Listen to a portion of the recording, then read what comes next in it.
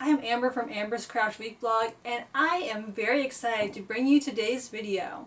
If you've been following my craft blog for any length of time, you may have noticed that I have a little Halloween cemetery that I put up every year, and it's one of my favorite decorations. So for today's video, I thought I'd do kind of two different things. The first thing we're going to do today is I'm going to try and make a new foam tombstone for my cemetery. So I'm going to go through that whole process with you. And then for the second half of the video, I'm thinking of doing a little bit of a cemetery tour. So going over my old foam tombstones, the ones I've made, the ones I've bought, and talking through where I got them from or how I made them, what my inspiration was. So that's kind of the general plan. We're going to start with the tombstone construction process. When you're making foam tombstones, the first thing you need to do is figure out your design. Now my first foam tombstones, I just kind of like made up random names for them and there wasn't any real meaning behind them.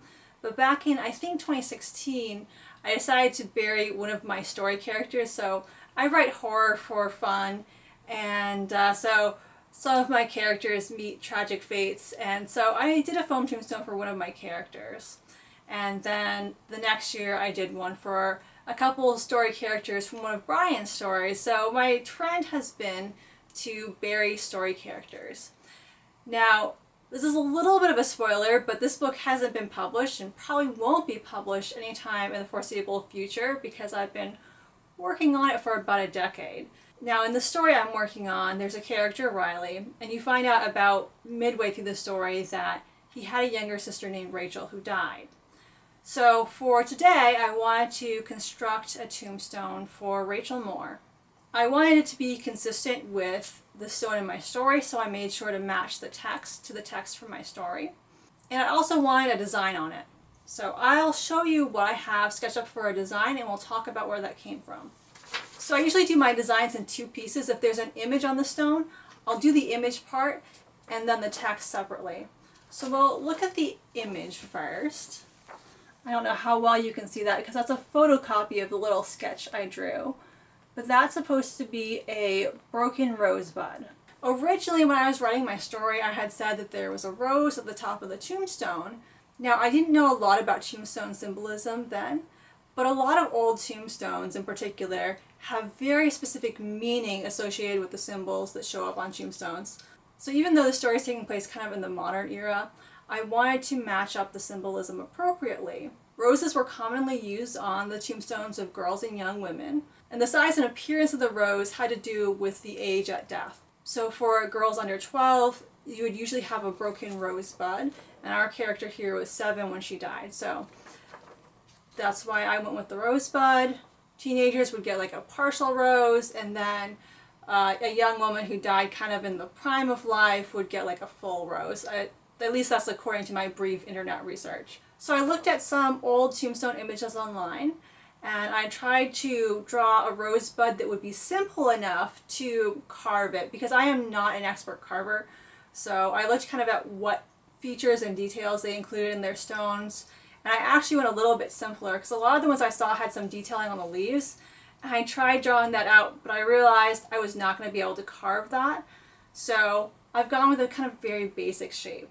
And the way the engraving is going to work when we get around to the engraving process is that this inside bit of the circle is going to be cut out, so the rosebud is going to be raised and then the outside is going to be raised. So that's the plan for that. And then I just have the text here. So it has our character's name, her parents' names, her birth and death dates. The next thing you want to do is figure out what size you want your tombstone to be. I was a little bit constrained in that I did not have a full sheet of foam on hand. So I'll show you what I have. Now this bit of foam here was left over from another foam tombstone project. It would be a little bit small if I was doing an adult tombstone, but for a child stone it should be the right size. So you want to make sure that your inscription and design are going to fit on your tombstone and fit nicely. Once you know the size of your tombstone, you know the design, you're going to want to cut it to size. And again, since this is scrap foam, it's already cut to size, but normally I would, kind of draw out the dimensions and then cut out my foam. You can see along the top and sides where this foam has been cut before. Now, once you cut your foam out, you're probably going to have these kind of awkward fringes along the edges, and so the next thing is going to be to smooth out the edges. I'm going to be doing that with sandpaper, and I'm probably going to do that outside off camera. You want to be careful when you're sanding your tombstone, because if you use too coarse a grit, you're going to end up flaking off stuff that you don't want to lose. So mine's already missing some nicks just from the cutting process, you know, here, here, there, and there. And you probably want to start with like a medium grit sandpaper and then go to a fine grit. But I'd recommend testing on a little scrap piece of foam first. Alright, so I'm going to try and vlog this a little bit. As you can see, I've changed into more sanding appropriate attire. I got my foam sheet here, and I got my sanding box here. Now most of my sandpaper is already pretty well used, so we're going to try the best that we can with what we have. We're also going to want to put on a mask for sanding so we don't end up breathing in any of the styrofoam particles that fly up. So I'm going to do that, pull out some sandpaper, and I'll try and show you this process as best as I can. Alright, so we have here our sandpaper. I only have fine grit sandpaper, so I'm not sure how well this is going to work. But we're just going to try and sand this edge a little bit to get things a little more smooth. Oh, I'm not even showing you what I'm doing. So that's the basic idea. I'm going to do the rest of this probably off camera because it's hard to try and film and do this at the same time.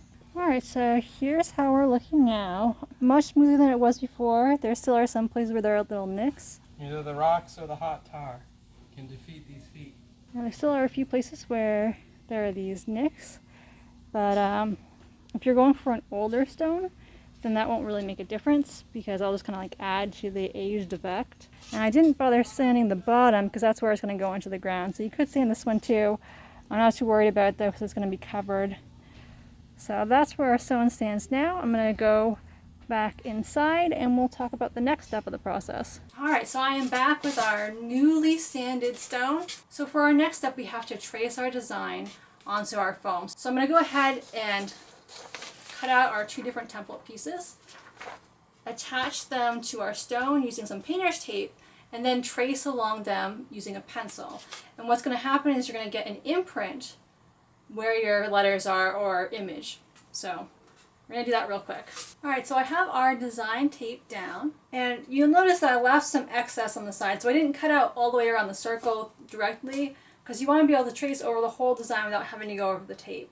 Now if you do cut too much, you probably still can get an imprint by going over the tape, but I find it's easier to just leave a little excess paper on the sides. Now all we're going to do, and I'm going to have to do most of this probably off camera because it's hard to do it to demonstrate, but we're just going to go in with our pencil and put a little mark, and we're going to do that along our whole design, and we're going to outline the text. And again, what that's going to do is it's going to leave an imprint on the foam. Once we have the imprint, we can trace it with a pencil. So just going to very carefully trace along my design to give that imprint. So I'm going to do that off camera and then I'll be back. I haven't gotten around to tracing the lettering yet, so we'll get to that in a moment, but I wanted to show you real quick what happens when you trace. So I've traced along the outside of this design and along the inside as well. And so I'm going to peel the tape up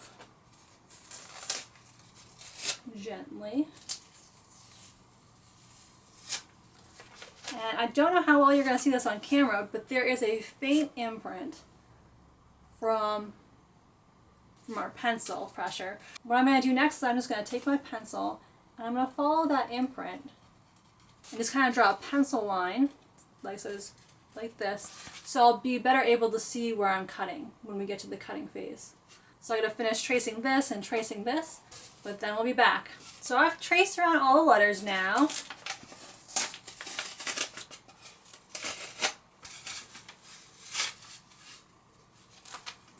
And I think the imprint here is going to be good enough for me to cut around the edges without having to trace it like I did above. So I know you probably can't see the inscription, but I can see it reasonably well. I think it's going to be fine for my purposes. When it comes to carving foam, there are a bunch of different techniques at your disposal. I've tried 2 different techniques for carving foam before. The technique I've used the most often is using an X-Acto knife and kind of cutting out the shapes and scraping out the insides. That one I feel like you can be really precise with, but the problem is it takes a very long time. I've also used a rotary cutting tool to carve out a tombstone, and that worked relatively well, although I felt like I didn't get quite as great detail. It's worth noting that my rotary cutting tool is a really cheap one. My brother got it for me and I think it cost him like $5, so it's not like a Dremel or anything name brand.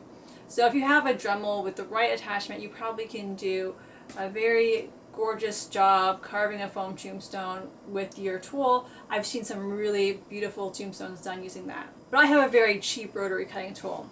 So I think my plan is I'm going to combine the two methods. My X-Acto knife is broken, so I'm going to use the box cutter we have and cut around the outside to kind of give that definition, and then I'm going to scrape out the insides with the rotary cutting tool.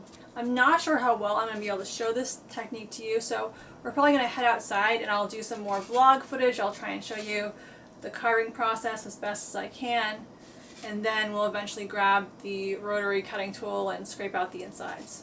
Alright, so we are back outside and I'm about to try carving this tombstone with my box cutter. I'm not sure how I'm gonna... First of all, don't do what I'm doing. I am not being very safe with this because I'm trying to balance a camera and cut, and that's not necessarily the best idea, but we're just gonna kind of go along this line with the box cutter. We're going to do this very slowly and carefully, and the reason for that is it's very easy to nick the foam. So you can already see some places where I've nicked it a little bit, and those could potentially be really awkward spots along the foam. So I'm going to do most of this off camera, but you get the idea. So you just kind of cut along the edges of your shapes. We're going to do the same thing with the inscription, which, hey, you can actually see it here. So there's the inscription. Kind of see it at any rate. So yeah, I'm just going to do some more cutting, and then once I have everything, all the outlines cut, I will be back and we'll get out the rotary cutting tool. Here's what things are looking like so far, and I'm not feeling super confident about this. Don't know if I'm really off my game today or if it's how dull the box cutter is, but you can see we're already getting some of those nicks in the foam that we are trying to avoid. So fingers crossed this turns out okay, but so far it's looking a little iffy. Alright, I am back and we've had a slight change of plan. So originally I was planning on doing a lot of this work with the rotary cutter, but I could not find the blade I needed to use for that. So we're using the box cutter. So this is the same technique I used for the Ada Lillian stone, which is my favorite one I did. So basically you cut out the outline of the shape, and then you just kind of slide the box cutter and you just kind of slide the box cutter into the foam and just pull up, and it gives this interesting kind of speckly pattern. I might sand down some of those bigger areas that are really rough. I don't know yet, but it is at least very interesting. And I'm doing the same thing for the letters, so that's the plan going forward, is just kind of keep doing this. So it's the next day, and I'm still working on carving the stone. The power is out right now. So there's our... Oh, power is back. I was going to say, I've been carving this by some overhead lights, but which is what I was doing for a while. But power is back now, thankfully, so I can just carve this by regular light. Sweet. Alright, well, I'm just going to give you a quick update that I was carving this in the dark because we had like these little flashlight apparatuses over my head so I could actually see to cut it out. But now I have regular light, so I'm just going to get back to carving this. As you can see, it's coming out okay. The X-Acto, or not X-Acto knife, the box cutter is really dull, so I'm doing the best I can with what I have, but unfortunately that side of things could be going better. So, but otherwise I think it's coming along nicely. I think once we get some paint on here, it's gonna look hopefully really good. It will really hopefully make the letters stick out a lot. So that's my brief update, and I'll update you again once I've finished carving it. I've finished carving the inscription, as you can see here. There are a few places where it could have gone better, but on the whole I think it turned out not too bad. So I'm going to go ahead and change into some clothes that aren't covered in bits of foam. And then in a little bit I'll be back and we'll do some painting. Hey, it's me, Vlogging Amber. I am back again and we are going to be painting the tombstone. So I'm going to go ahead and flip the camera. So this is what our tombstone looks like. Now we need to do this. We're going to be doing the first layer of paint. So we'll talk about the second one when we get to it. I have this pewter gray apple barrel paint. Also, you can see where I injured myself last night with the box cutter. I have a few different paint brushes, some for more fine details. Yes, that's one of those is a nail art brush, the pink one. And then I have a little paint palette. So all we're going to do is we're going to put a little paint in our paint palette.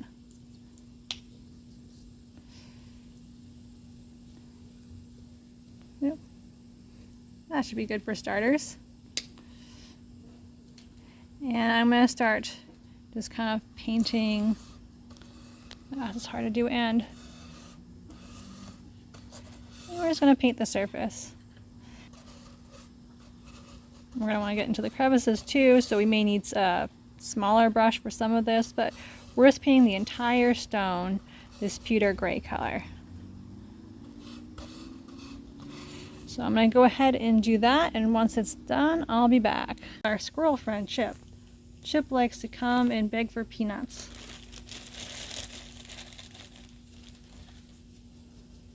Here you go, Chip.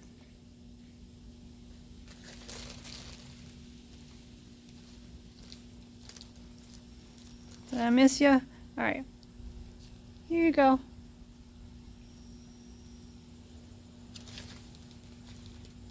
Oh, I spooked Chip. But see, that's Chip.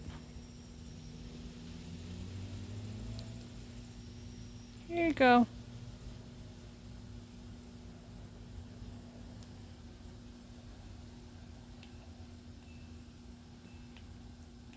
Smile for the camera, Chip.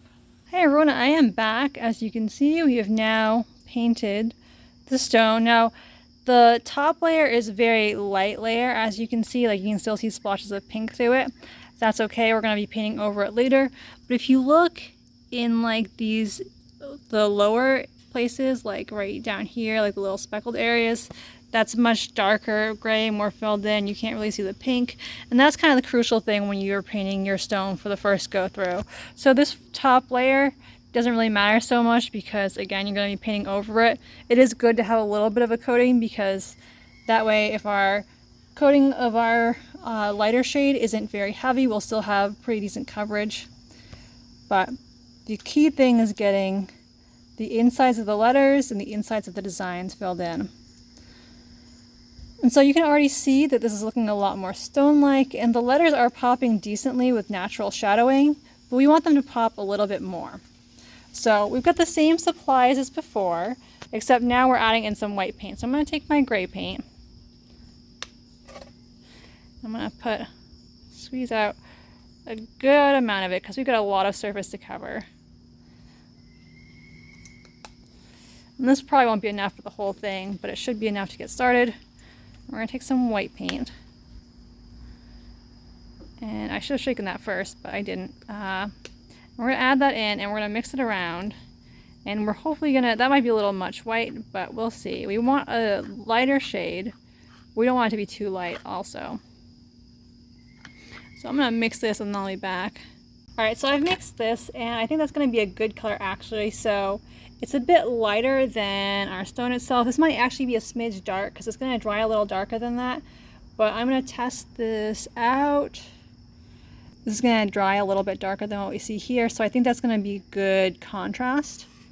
So just kind of like from a cursory glance, I think this is going to be a good color. So I'm going to go ahead and paint all the raised areas with this color paint.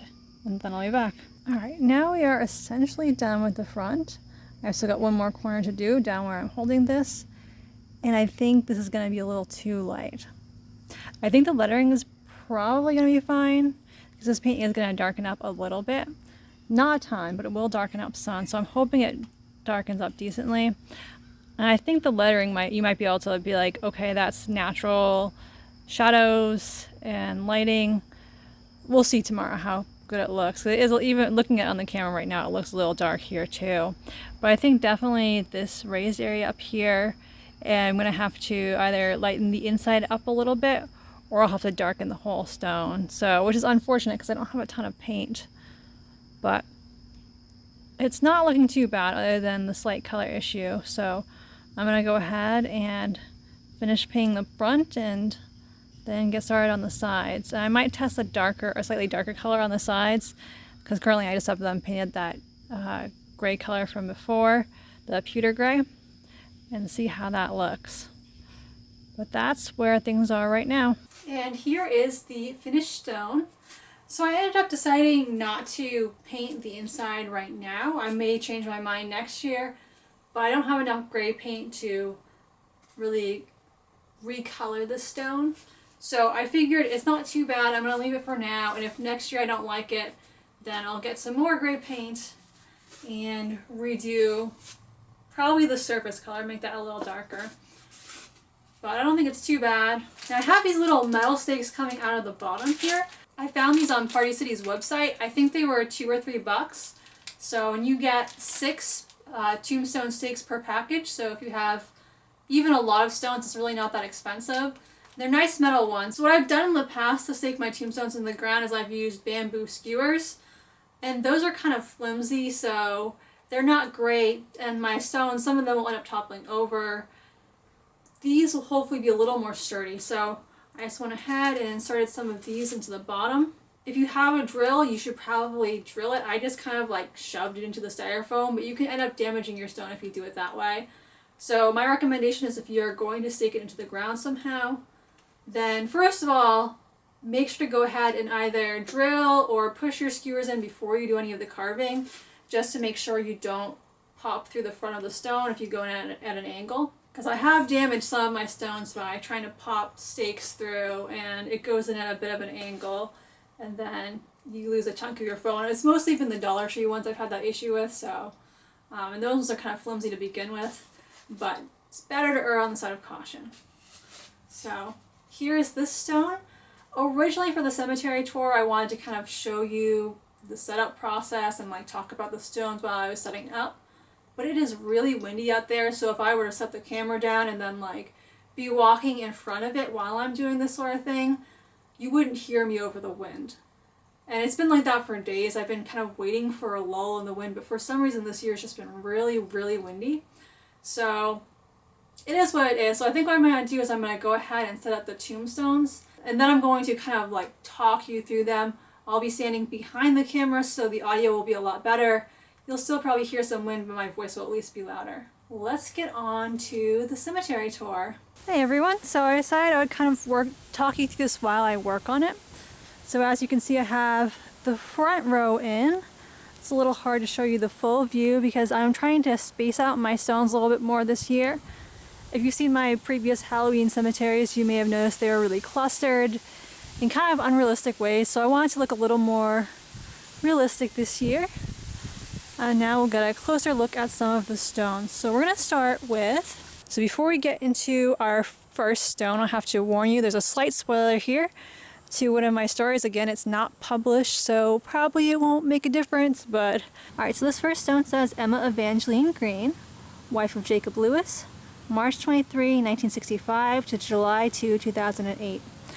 Emma Lewis is another character from that story I'm working on, the same one that Rachel Moore is from.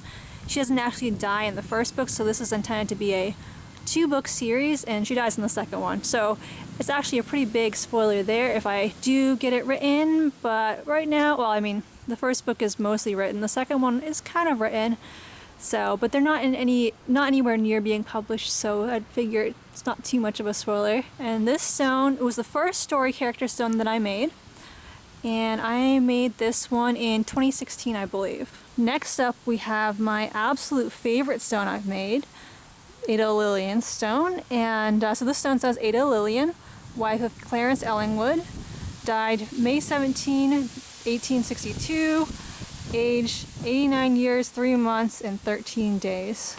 So I really, really love how this stone came out. But one thing I don't love is the cracks I made kind of awkwardly and not in realistic places. So if I could go back in time and change something about this, I would have omitted the cracks or put them in a little bit different spots, because if you look at that one on the bottom, like if there was really a crack going like that, the stone's going to be on the ground. But I love, love, love this stone so much. I think it's really gorgeous. Now this was just kind of like a made-up name. So Ellingwood is a name on my dad's side of the family. So my first set of tombstones, I just took last names from my family tree and then made up first names for the people who are buried there. So Ada Lillian was just like a name that I liked, I guess. But the last name Ellingwood is from my dad's side. There's a lot of history of the Ellingwoods in Winterport, which is where my dad's from. But this remains my favorite stone that I've made. I think it's really neat. I love the lettering at the top where it says Ada Lillian. I like the dyed detail.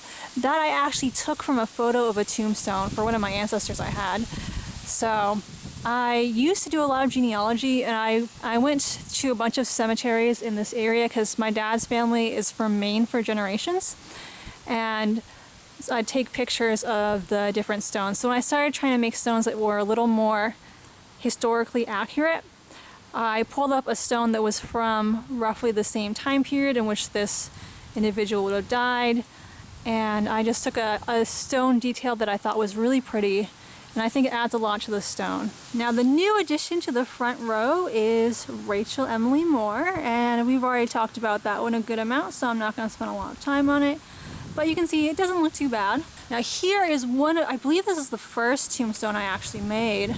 It's either the first or the second, because I made 2 styrofoam tombstones and I made them around the same time. So this one is for Margaret Seibert, died November 20, 1857, age 19 years, 3 months is what it says. Now Seibert is a last name for my mom's side of the tree, so that was another one that I made using an old family name. I made my first 2 tombstones from styrofoam, which is a lot harder to work with than the insulation foam, crafter's foam, whatever you want to call that pink foam that I use now. It doesn't carve as nicely. You have to kind of like press in. So I think given how difficult a material it is to work with, the stone came out reasonably well. Now the last stone in the front row is the Coleman stone.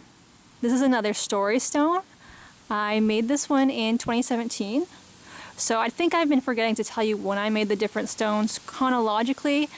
I made the Margaret Seibert stone, and there's another styrofoam stone we haven't gotten to yet, about 2013, 2014. I can't remember exactly when I made them, but it was sometime in that time frame. Then the next stone I made was Ada Lillian, which I made in 2015. And then I made Emma's stone in 2016. And then the Coleman stone was in 2017, and that was the last stone I made for a while until I made Rachel's. So the Coleman brothers are characters from Brian's story Fire at Dusk. It is a fantastic story in my opinion. He has it up online. He's working on, or was working on, editing it for a little while, and I hope he does, because I think it could be really, really awesome. But he has it freely available online. I'll link to it below. And then this has, the brothers' names, their birth and death dates. And there's also some scratch marks on it, and that's related to the story as well. So I'm not going to go into too much detail about why that is. I'll let you read the story to find out. But that is the Coleman stone. This is the first row of the cemetery. I'm going to go ahead and put in the second row, and then we'll talk some more. All right, second row and cemetery fence are up now. So let's go take a closer look at the second row. Now this stone on the far end here, this one is from Target. I got it as part of a cemetery kit quite a number of years back now. I don't know how long ago. And this one is actually staked into the ground with bamboo skewers because I only had 9 sets of tombstone stakes. I thought I'd save some of the plastic ones, but I did not. So that one has bamboo skewers. The spider stone here is a Dollar Tree find. This one, I don't know if you can see here, but this bottom corner broke off last year, so I managed to glue it back on, and it seems to be holding up okay, but these ones are very light and flimsy. They're great for decorations and very cheap. I love the spider detailing. but they are a bit flimsy. And this stone over here is the last of the ones I made. It says Josephine Emily Blodgett, beloved daughter of William and Mary, May 26, 1841 to March 7, 1861. So this was this was among the first stones I made. I believe it was the second one I made. Now this batty one is another Dollar Tree stone. I like to I have this set of haunted hedge eyes from Target, and I'll have them peek out from one of the corners, either this one or this one. I also have a zombie head that I'll put out that I sometimes stick behind this stone or one of the other ones. So yeah, this is just a Dollar Tree find. It's very cute. This stone right here is another one from Target. It came with that same cemetery kit. Now the fence comes from different places. So those little batty stake things on the end, those are from Dollar Tree. And I believe Dollar Tree still carries them. I was creeping on their site, seeing what Halloween stuff they have, doing a little Halloween window shopping since I can't go into their stores this year. And I think I saw those same cemetery fence stakes up on their site. So they're just they have these purple and red decorations, and I just painted the whole thing black. Oh, I waved in front of the camera because I thought that the purple and red was kind of awkward. And then that part was part of the fence part was part of the cemetery kit from Target. And the tape I've gotten from a bunch of different places. I think it was originally from AC Moore. And as you can see, it's seen better days. I hope you enjoyed today's video. I know I had a lot of fun with making it. I love Halloween, and I love my Halloween cemetery, and I'm really happy that I got to share this with you, so hopefully you enjoyed it. If you did, please consider giving this video a like or letting me know in the comments. And if you want to see more Halloween crafts, you can check out my craft blog, amberscrouchweek.blogspot.com, which I'll link to below. Thanks for watching, and have a great day.